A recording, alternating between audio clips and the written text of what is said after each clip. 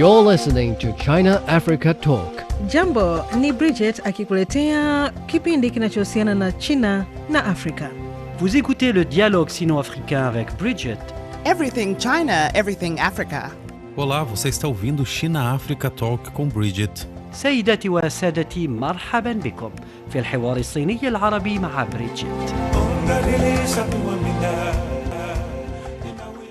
Hello and welcome back to the program. This is China Africa Talk. I'm Bridget Mutambirwa and I bring you discussions on what's happening with China and Africa from a Chinese and African perspective. Starting May the 1st, 2026, China will eliminate tariffs on all imports from the 53 African countries with which it has diplomatic relations, a move widely expected to accelerate industrialization and economic development across the continent. The policy comes as China enters its 15th five-year plan cycle, a period set to emphasize high-quality growth, stronger domestic demand, and a deeper level of opening up. What impact will this comprehensive zero-tariff arrangement have on African economies and on broader global trade dynamics? And how should African exporters position themselves to tap into China's vast consumer and industrial markets at this pivotal moment? To discuss these questions, I'm joined by Jomi, Senior Research Fellow at the Chinese Academy of International Trade and Economic Cooperation, and Charles Onanaiju, Director of the Center for China Studies in Nigeria. Gentlemen, welcome to the program. Thank you for having me. Thank you for having me. And I'll begin our discussion there with you, Charles. China has announced that it will eliminate tariffs on all imports from 53 African countries with which it has diplomatic ties, with effect from the 1st of May 2026. What impact will this have on African economies and global trade dynamics? And which African economies are best placed to benefit early? Yes, I think first and foremost, it has real significance. To speak about the significance of impact will be simply a kind of being patronizing because it is very obvious. Because, of course, Africa has continuously maintained for more trade access than aid. And this is it, access 1.4 billion market, unified national market. As I understand it, that is how a 15 five-year development plan, which will go into effect soon after the two sessions, describe Chinese national market. And this will be absolutely the kind of things Africa has been looking forward for access to market. And here it is. So the impact will be very, very clear, especially with the products that are allowed entry into the Chinese market. Agricultural products, which are in many instances very much in Africa, will now enjoy access to Chinese market. The impact will be one structural transformation of the African economies. Most of them have been basically commodity-led, single commodity economies, monocultural economies. This has been the legacy of colonialism, which has lasted a very long time.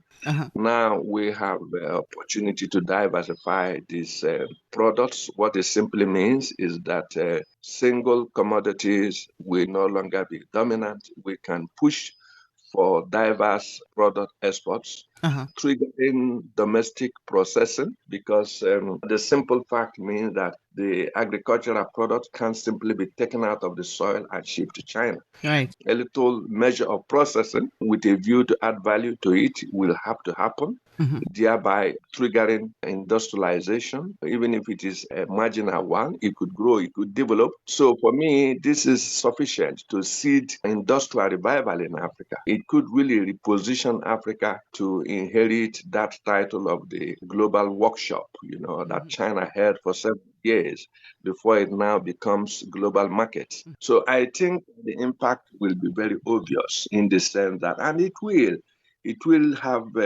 effect across the board, including security. A whole lot of young people who are attracted to antisocial behavior, crime, terrorism, We have an opportunity to showcase their strength in other legitimate areas like productivity. So it is their capacity for strength, ingenuity, creativity can be demonstrated in other important spheres other than crime or terrorist activities or whatever. So this has ramifications for even security, especially providing opportunity for the growing youth. We talk about demographic dividend for Africa in case of youth population. The question what to do with the population seems to be a lot more apparent now with the view of a guaranteed stable market. And for countries that will benefit, those who are in the front line, those who anticipated, because these are all anticipated in the context of China-African Evolving Cooperation. From the way it has evolved, providing opportunities at specific times to deal with specific issues relating to Africa. Those who have an eye on the emerging trend of this cooperation would have even seen and anticipated a day like this and began to build relevant capacity with a view to take advantage of a day like this. There are quite a number of African countries, a whole lot of them are already taking advantage. Kenya is exporting avocado and flowers, South Africa has spices, Zambia meat and honey, and recently South Africa signed wide-ranging agreement on this access, providing it. So I think all African countries are on the cusp of really transformational change, real structural change of their economies. The question of who took advantage first, in my view, has to do is who read the lines much earlier, who saw this coming, and who is repositioning his domestic economy, who is responding policy-wise to the opportunity of China. Because the opportunity of China has been really incremental and very obvious. The two sides are opportunities to themselves. It's not just China an opportunity. Africa is also an opportunity. So the question is who sees this coming and who prepares more?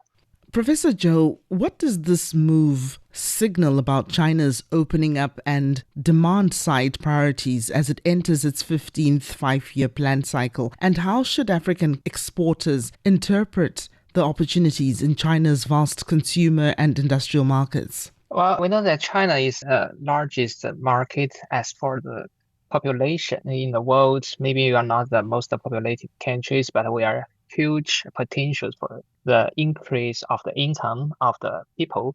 So for China, we are trying to share our benefits of the market with our friends, especially from Africa. You can find that trade data last year, the year of 2025, really gave us, some of very probable a result. The trade between China and Africa has increased much faster than the overall trade of China. So I think that is a kind of a very important signal that we can see that China is trying to share our friends with our domestic market. As for the zero tariff, I think it's very necessary for many of the African countries who are trying to export to China because, the distance is not so near between China and Africa. So if we are count on more tariffs, it will end more cost of exporting to China. So I think that is a kind of a very important message China want to increase the competitiveness of the exporters of African countries and trying to make their products more competitive in Chinese market. Charles, where do you see the biggest value-added export opportunities? What constraints could still limit uptake? Yes, absolutely. I agree with you. A whole range of products in terms of agricultural products, quite a number of them. Like you could say, soya is top one. Is still a huge demand for it in Chinese market. And Chinese are determined to diversify their source of some of these essentials, diversify it. The talk of decoupling, the talk of in the West is alarm bell for China that some of these things their sources need to be diversified. And some of these things, they are much in Africa. But like you said, setting up processing basic industries to process this, to raise their quality, to take advantage of this. You must raise their quality to meet the expectation of 1.4 billion Chinese households. Yeah. And it simply means this could trigger an industrial revival in Africa, could reposition Africa as a key player in the fourth industrial revolution. And this time around, we don't need to invent the wheel. The rules are fairly established. So it's a matter of leveraging the existing framework and accelerating value addition so that we can get real value. Of course, Africa, in the years of commodity export, we've seen how the global market trend has affected it. You do not control the price, you do not control the demand, and you are simply at the mercy of market forces you do not have control over. But with some of these products that are now to be exported to China, we have opportunity to add value to it, setting up basic processing industry. And when you add value to it, you have a relative control over pricing. And these are some of the advantages that comes with value addition. And China also has extensive cooperation with Africa on industrial and capacity cooperation. So each of these engagements fits each other. That's why I describe the China opportunity as composite and integrated, because we have an elaborate framework of industrial and capacity production cooperation with China, which makes the mantra made in Africa with China very viable and very rational. So we have real opportunity. Of course, constraints are obvious, for which we also have to work hard on, addressing the single market or the African free trade market. Measure for standardization of products. Standardization is very important so we can take adequate advantage of the economy of scale enjoyed by the free trade area. Standardizing, institutional transparency, and then standardization of products, and then, of course, finance, logistics. These are challenges, finance, logistics, providing finance for access to credit to key stakeholders in the industry is important because they must have access to credit to enable them produce at a scale that meets Chinese market volume. Finance is important, and this has to do with domestic policy. How do we address issues of finance, issues of logistics, issues of security? It boils down to domestic policy. So Africa will be more challenged with this prospect. It doesn't happen on its own. We have to move. Effort has to be made to clarify a whole range of issues, including logistics, including finance, including credit, and including security. So if we have to take advantage of this market access, there's a whole lot of work to be done. At home, it is not going to be just given to take advantage of this market access. Professor Joe, China customs data show trade between China and Africa reached $314.4 billion from January to November 2025, marking a 17.8% year-on-year increase. Now, in terms of continued efforts to rebalance trade, what more should African countries do to capitalize fully on the new measure? Well, it's true that China's manufacturers are very competitive in the world, not only for African countries. But our intention is trying to encourage Chinese enterprises to also invest abroad, like in African countries. So in this regard, I think that is important for African countries to benefit from better abilities in the global value chains by producing the manufactured products. So to achieve these goals, I think that the African countries, maybe it is better for them to provide a better, stable, and transparent environment for the companies from everywhere in the world, including China. So they are really helping those Chinese investors to have more intentions to invest in Africa. Well, the second area, I think that is very important for them to have a better prediction and the stabilities of the environment, like by signing some agreements, like the free trade agreements or other kind of intergovernmental, mechanism to assure that the benefits of the companies who are doing businesses with African countries can be guaranteed. And they are able to use the dispute settlement mechanism to deal with some of these uncertainties. And the third one, I would say, is not just the one way of investment in Africa. We also welcome some investors from Africa to stay here, to come here to China, to strengthen the collaboration between these two parts. So we know that the trade and investment are changing so quickly, especially when artificial intelligence and other technologies are applied in this different of activities. So we can do more to have a better mutual understanding about what are the progress of this technology and how can we deal with them in a better way, in a better manner. Charles, could you explain how African entrepreneurs and companies will benefit from this and to what extent it will reduce the leverage that Western countries have over African economies through trade preferences or selective sanctions?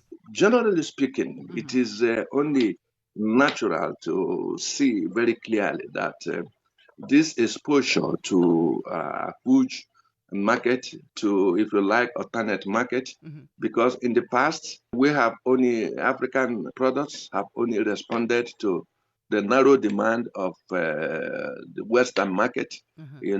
Demand are continuously narrowed. So I think this is an important, not just leverage, but in my view, it is a really, I wouldn't call it liberation day like Mr. Trump did when he slapped tariffs across the world and disrupted. But for me, yes, being freed from the constraint of a single market that imposes restriction on how far you can go, how much you can get, and what you can sell and what you cannot sell is, in my view, really liberation because we have a more diversified product, our agricultural product, which has lied dormant for years, which has not attracted much revenue for us, is now going to have access to very important markets. Like I said, this is not just coming in one blow. Since 2018, the third summit of China-African Cooperation in Beijing, the Chinese side had announced the establishment of China-Africa Trade and Economic Expo. It's been a very important vehicle of exposing Chinese African products to the Chinese households. It holds every 2 Changsha of Hunan province. So these are all preparatory works. African products, African produce had been gradually exposed to the Chinese household. And now the Chinese leader government gives a stamp of authority and then give a much more structured concessional access of these products to the Chinese market. So that is why I say it has been long in coming. It didn't just happen. So for perceptive African states and government, this has been long coming. And what we see and what will go effect on May 1st is a culmination of a process that has started over some time. It is not so much of a surprise. I'm sure those who are perceptive enough to understand the trend are already ready to take advantage of this important measure. Of course, it's not simply that Africa is getting out of Western leverage and then getting into Chinese leverage. It's not an exchange of one challenge to another challenge. For me, it is a much more broader opportunity because the scope, the measure is, of course, very, very huge. And we do not have the challenges of politically motivated disruption of the process like we have with AGOA, where countries are on allegation of so-called human rights, allegation of not organizing a political transition, mimicking the West, likely to see that kind of politically motivated disruption in the process. So we expect a process that will be seamless, a process that will be long-term.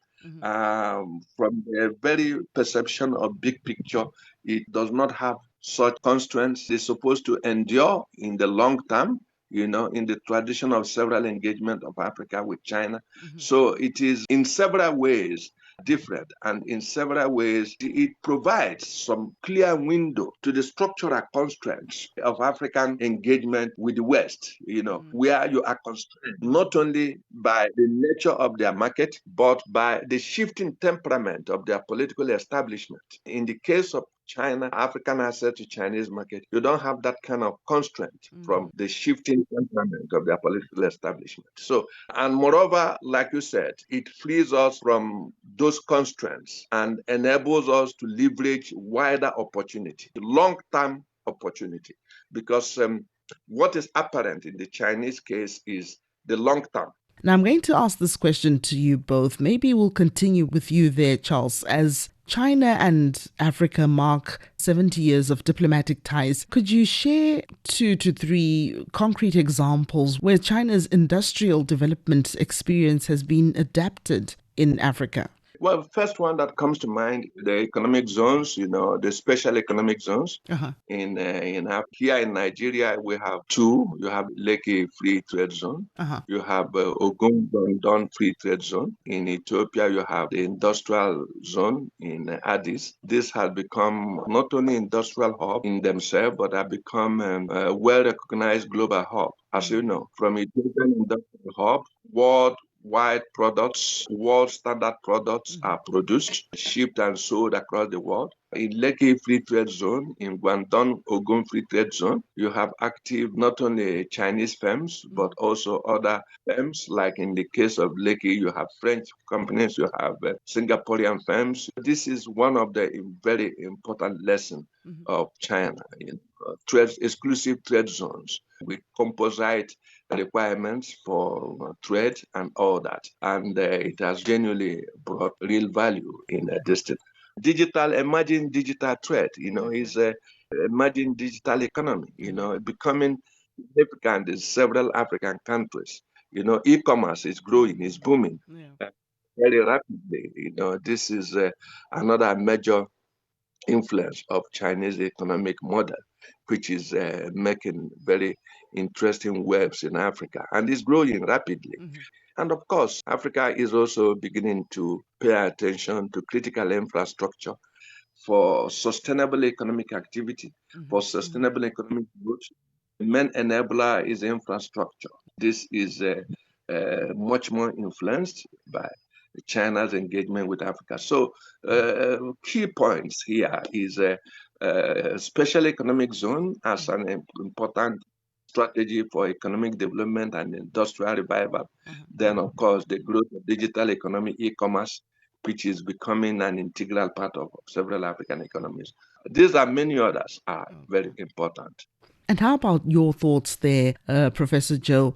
Yeah, China is developing very quickly, but I think that one of the most important experiences is that we are providing the stability. Okay. The stability is important. We want to give our partners the benefits, not just in 1 year, 2 years, maybe it's 5 years, 10 years, or decades. I think that is a very clear signal sent by the central government. And the second is that we are trying to encourage the innovation. The innovation abilities are very important thing for the companies to do more to increase their competitiveness by the specific areas of advantages then in technology and services, labors, or intellectual property rights or other things. So I think that is important. And third one is integration. The integration between the different parts, between China and our trading partners are both very important. So we can provide our more integrated markets for the companies who are trying to allocate the resources in a better way and a wiser way. So I mean that is not just a kind of thing. I think China want to teach others. We want to share these experiences with our partners, like in the Belt and Road Initiative region. We welcome any other suggestions from our partners. I think that is an important thing. I'm also going to ask this question to both of you. So I'd like to know, still on you there, Professor Joe, what message does eliminating tariffs on all imports from African countries send about China's view of Africa in terms of being a trade partner, and how does this further reposition African economies in the global trade landscape? Well, I mean, the tariffs is about the export for African countries. If they are able to export more to China, they can earn more money. They can have a better experiences on, connecting with the main market and trying to get the messages from the customers. That is really important for them to have, the initial stage for the better industrialization. Second, I think that based on this kind of experiences and also some of the income, they are able to do more on the investment, on the innovation, on the research and development. And I would say that is also important for them to improve their position in the global value chains. Well, we are seeing the world is changing very quickly, and the two of the most developed, at the speed of the development of the technology is China and the United States. Mm-hmm. So if the companies can sell the products to China, they can also benefit from, the messages about the technology, about the abilities of this, new artificial intelligence or other applications. So that's really important for African countries to do more. And third one, I would say that based on this zero tariff exports, many African countries can try to look at their competitors or some friends from other African countries. Mm-hmm. They can compete with us. They can learn more from them. And it is also helpful for them to improve the integration in the African markets itself. So we all know that African countries are doing the continental free trade agreements network, but the process is not that quick. So I hope that when they are able to, get in touch with Chinese markets, the process can be speed up. It's very important for African countries to have a unified or integrated strengths to have a better competitiveness in the global market. And I'd also like to know your thoughts there, Charles, just to wind off our discussion. What message does eliminating tariffs on all imports from African countries send about China's view of Africa in terms of being a trade partner? And how does this further reposition African economies in the global trade landscape? Yes, I think the simple thing, there are a whole lot of messages that are sent out here. Well, when China speaks about shared humanity, it's not a rhetoric, it is the improper understanding that despite languages, despite distance, we share the same earth, and improving livelihood across the board is very significant. And China believes also, and wisely so, that its own prosperity will enjoy greater prospect if the world prospers along. So I think this is very important. And it takes this measure in concrete terms. And let me say something. China do not even requires reciprocal treatment. It does not require that Africa remove tariffs for its own products. Said so. Some of these issues challenges traditional outlook of international relations, where it is said that nation acts in strict national interest to the point that what one nation gets is what another loses. So I think it challenges that traditional view of international relations, as it gives greater punch to the idea of win-win, and even give greater punch to the idea of could make sacrifice so that others could be better. This is a exemplary of that new outlook of contemporary international system, where China sees her major power status not as an entitlement, but rather as a responsibility. It's not about asking for more, but rather giving out more, where major power status, like I said, is not seen as entitlement or as a privilege.